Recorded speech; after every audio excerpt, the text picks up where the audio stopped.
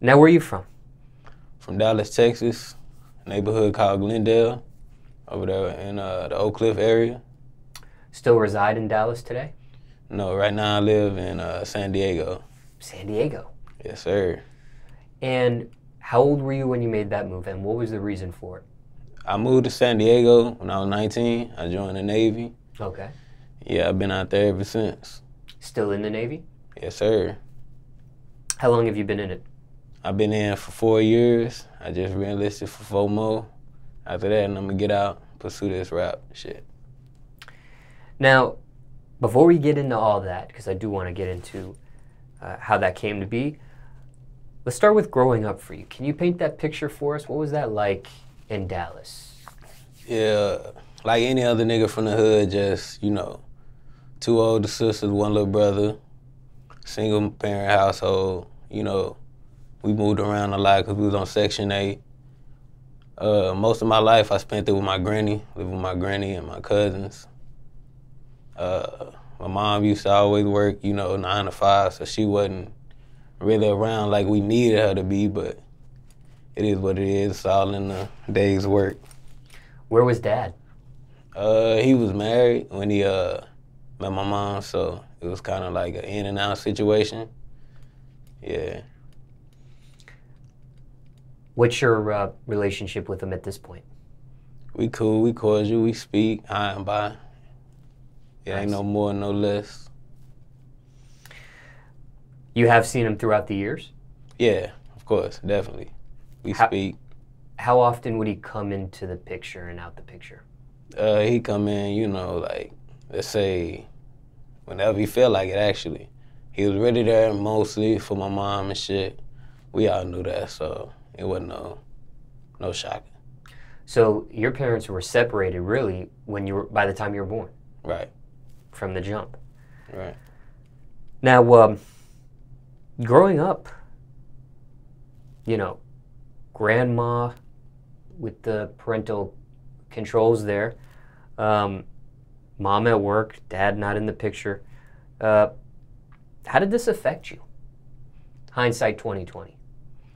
It really didn't affect me because to me that was normal. So I'm pretty sure with somebody that grew up with, you know, both in the household, it probably was, you know, abnormal. But to me, I ain't look at it no different. I was just, you know, living life. That's why I can adjust to any situation now because that's what I had to do all my life. Was there another male figure in your life? Nope. I had uncles, cousins, all that, but nobody I really looked up to like that. I see. Now, growing up Section 8, we're talking poverty. Yep.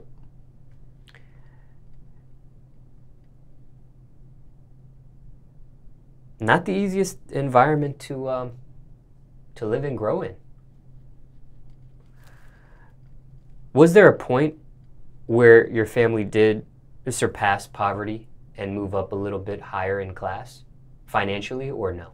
Nah, it wasn't a point in my life. As far as me, as far as I'm concerned, when I left the hood and joined the military, that's when my life changed. I had never been outside of Dallas until I joined the military. So that was like a shock to me. Now I had making my own paycheck, you know, trying to grow up at the same time. But yeah. Now, hindsight 2020, how did poverty and living in poverty, growing up in poverty, how did that affect you? It didn't really affect me too much because to me it was normal. Right. We ain't never, you know, my mama tried what she did. She got us, you know, she tried to get us what we wanted, but, you know, we was always in poverty. 1 pair of shoes for the whole school year and shit. We used to get teased for that shit, but, hey, it made us strong at the end of the day. This environment, growing up, sounds rough. Sounds like a rough way to grow. I mean, it's rough when you're not from that environment, but like I said, when you from that shit and that's all you know, you adjust to it, so it's not really rough to you at the time. A lot of people, you know, they was like, you know, had like a good life and they come to the hood and try to, you know, portray that image, but for niggas that's actually from that shit wasn't rough at all. You just adjust with what you gotta deal with. Even though you state that. Yeah. Life has its ups, it has its downs.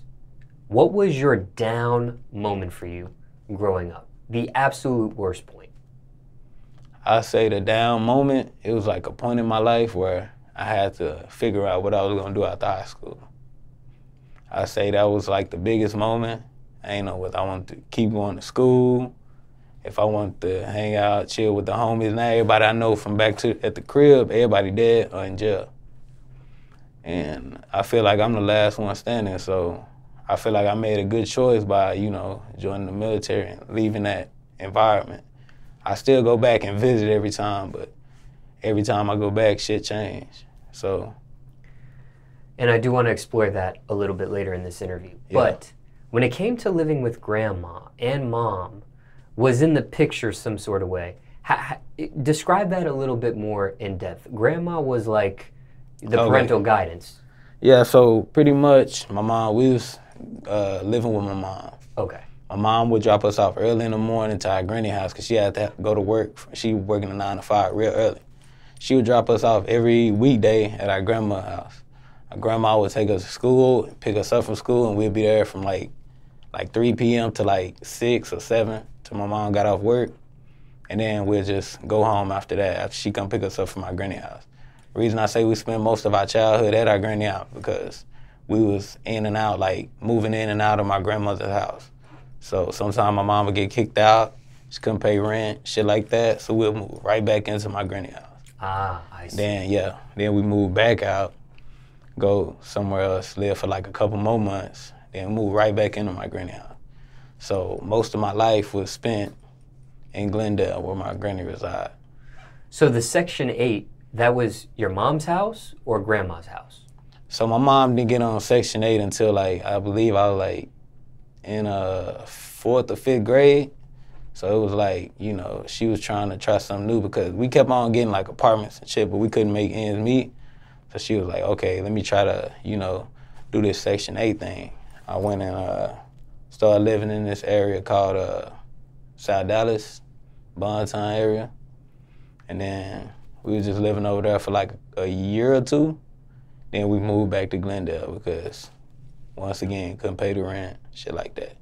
Now, can you explain what Section 8 is for somebody watching that might not be familiar with the phrase or heard of it, but doesn't know exactly what that is?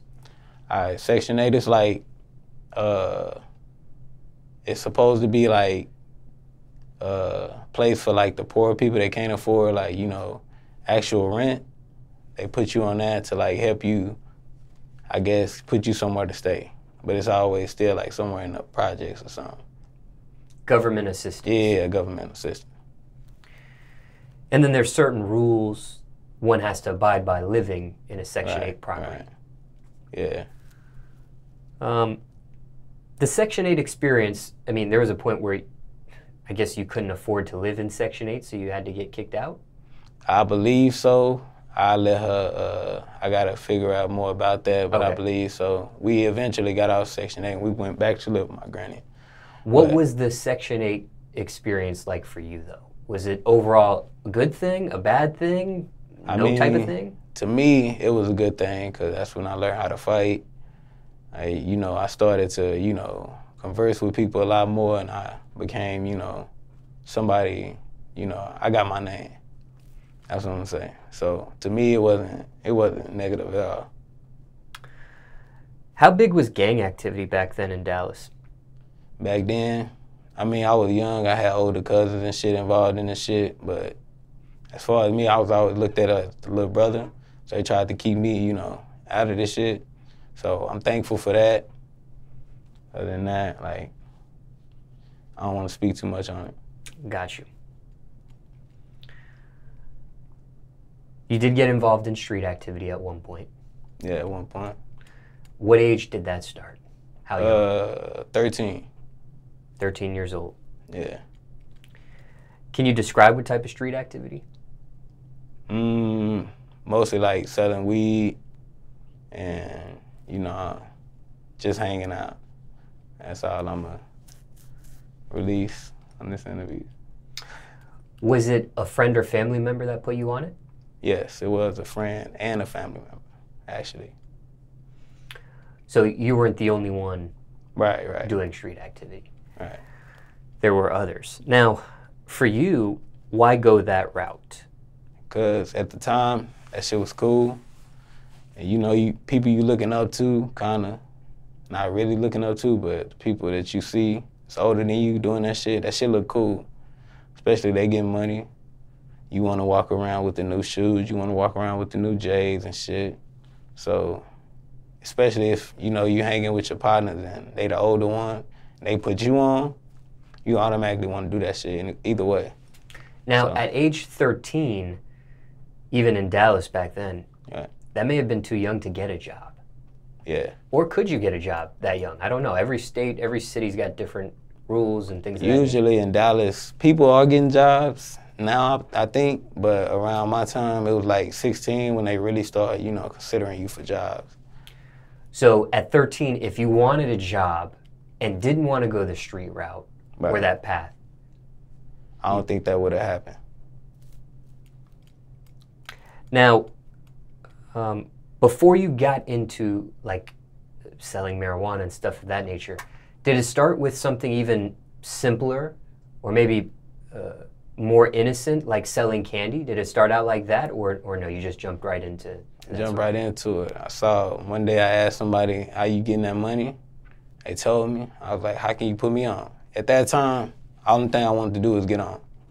I wanted to be looked at as like one of the cool dudes, and I guess that was kind of my downfall in a sense, but I wanted to be looked at as like one of y'all niggas, so I was like, hey man, put me down. And you know, I'm like the little brother, so they were like, all right, bet. They still, you know, kind of shielded me from a lot of shit, but at the same time, I was still, you know, diving head first. But I thank God, you know, they kind of pulled me back before I, you know, did something stupid. Now, speaking of things of that nature, looking back, dealing with the streets, that's obviously a very risky path. Right. Even at 13, there's consequences that can come from that, certain level of stress, the looking over your shoulder feeling, violence, right, jail, worst case, death. Right. Were you aware of these things at age 13 when you first jumped into it? At 13, of course, when you're in that life, you don't look at it, you don't look at the bigger picture. You look at it like, okay, this, everybody think they Scarface. Everybody think they gonna just, you know, stop before, you know, the last scene. So, you know, at the time, I wasn't thinking about none of that. I was just thinking about getting a bag. And I was young, so I just wanted to be looked at as one of the, you know, cool niggas. Did you ever end up experiencing any of these obstacles? Next question. Okay. And I never went to jail, never was locked up, nothing like that. Okay. Was there ever an exit strategy? I know you mentioned how you described, you know, your brother or whatever, right, was kind of like keeping you back a certain type of distance than you could have really been. But even with all that, was there an exit strategy for you? I think, nah, it wasn't really an exit strategy. It was just a situation where, like, a person got locked up, and they told me, hey, man, go ahead and do something else because, you know, we trying to keep you safe, not just join the military. I was like, fuck it. I see. That's when that came into the picture. Yeah. Just thinking back, though, whatever it is that you got into, street activity-wise, was there any regrets? Hindsight 2020.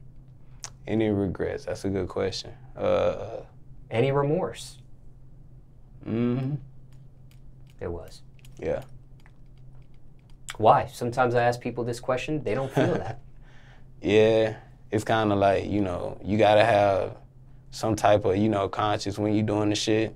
I know niggas try to act all hard like they ain't got conscience and shit, but it's a lot of shit you kind of gotta, you know, think back like, damn, I was wild. But, you know. Speaking of being wild, was it worth it? Was the risk worth the reward or what you got out of it back then? Wasn't worth it. You hid this from your parents, I imagine. Yeah. Did they ever catch you? Did they ever find out you were doing this stuff? I mean, I told my mom probably like after my senior year, probably like in a jokingly way. I believe she already kind of figured, but I don't think she really, you know, knew too much until I actually told her. Then she wanted to know details and all this other stuff. And, you know, some stuff you can't even talk about with your mom, you know. You mentioned senior. You graduated from high school. Right. I know sometimes, and you being 13, you were still going to school, so you were doing this stuff between 13 and senior. You were 1 foot in, 1 foot out. Right. I know sometimes when I do these type of interviews and I talk to somebody that was 1 foot in, 1 foot out, sometimes they can get so consumed by the street path. Yeah. They're making a certain type of income. They feel like, I'm making more than these other students, maybe even more than the teacher. Yeah. What do I need to go to school for? Was there ever a thought of quitting school at one point and just staying in the streets? Never. I always knew I wanted to be something. And everybody would always tell me, like, yeah, come on, man, you can be something bigger than this shit. So I always took that into consideration.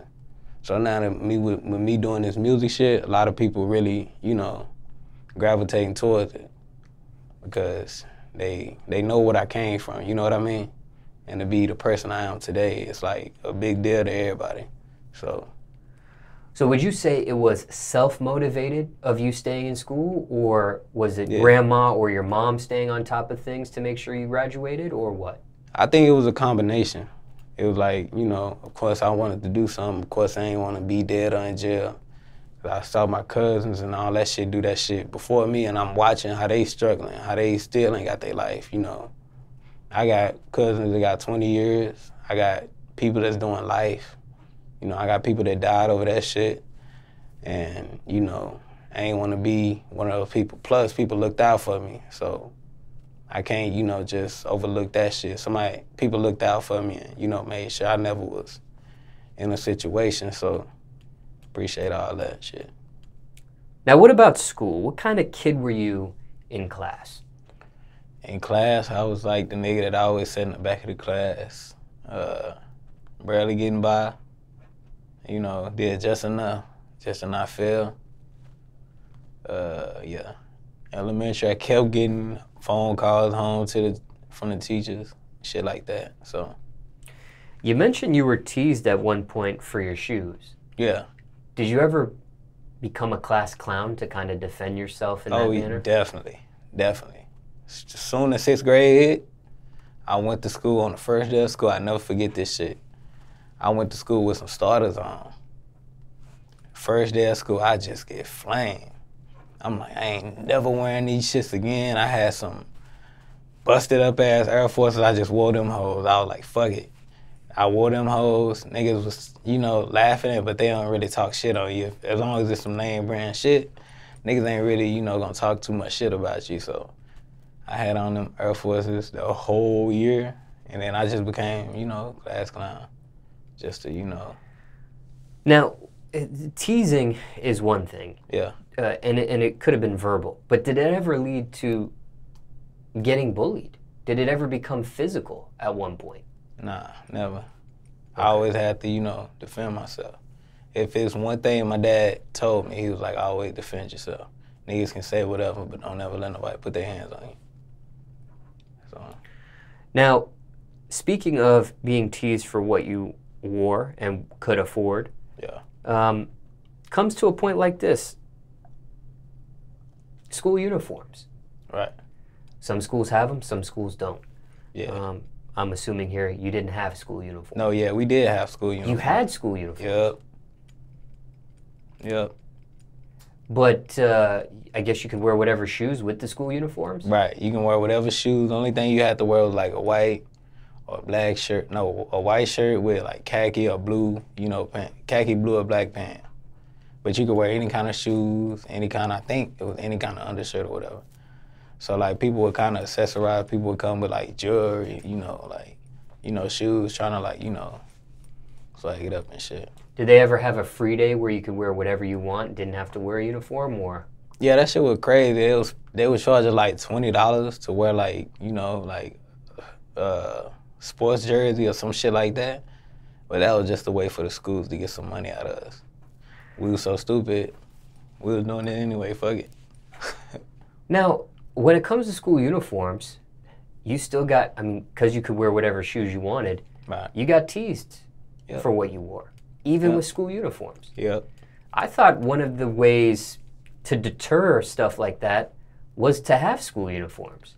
To maybe cut down on the teasing. Nah. Maybe cut down on the bullying. Nah. But everybody's equal. Yeah, nah, because everybody, you know, like some people buy like unnamed brand, you know, like the collar shirt. Some people will wear like, you know, Dickie pants. Some people wasn't. Some people will wear like, you know, the new J's. Some people had on like fucking Levi's or shit like that. It was always like, you know, you can always tell. So they were just more concerned about everybody having the same color, not that everybody was buying the same exact uniform. Right.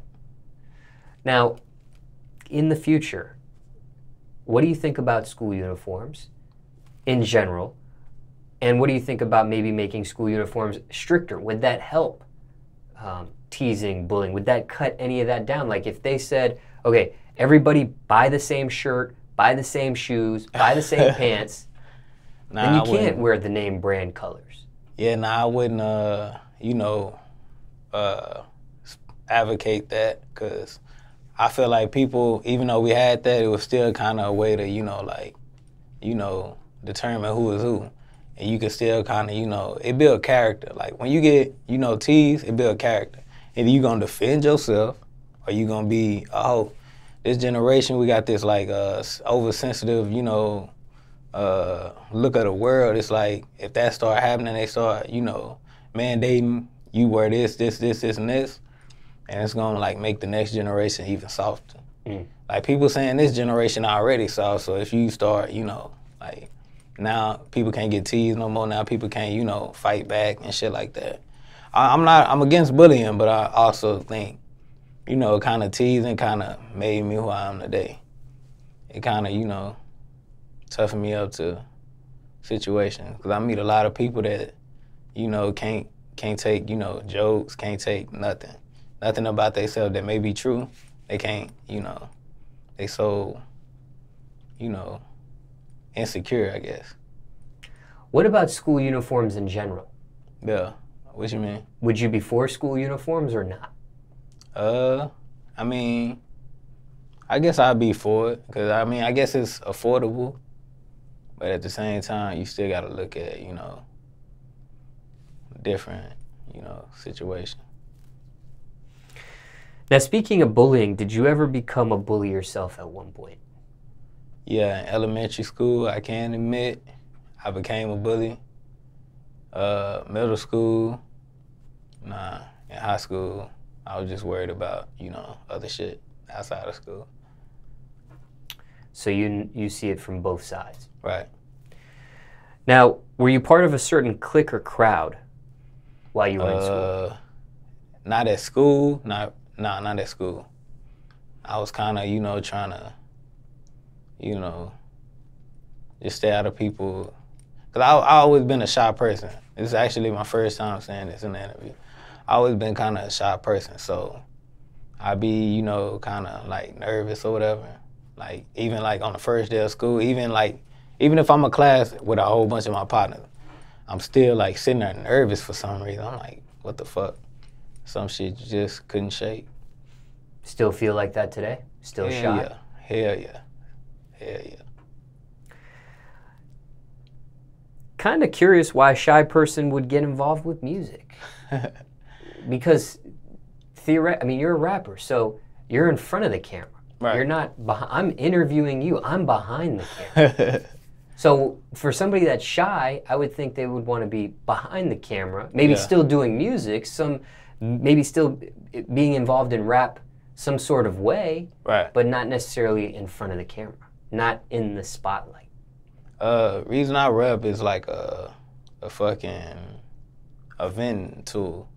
I started rapping just venting. Then niggas start actually fucking with it. Telling me, hey bro, I see you bro, keep doing what you doing, da-da-da. Next thing I know, I had this whole support system around. One thing that I just started doing just to vent. And I'm a big music person, so I like listening to music just as much as, you know, I like making it, so I just make what I want to listen to. How young did this stuff start for you? I say I wrote my first rap when I was like in 3rd grade. Ever take musical classes? Ever take band? Ever take chorus? Yeah, in elementary school.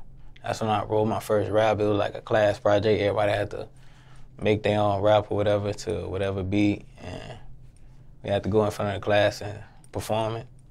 I got up there, I forgot what it was about. It was about me lying about going to the beach because I ain't do shit on summer vacation. All I did was like chill in the hood, all this other shit.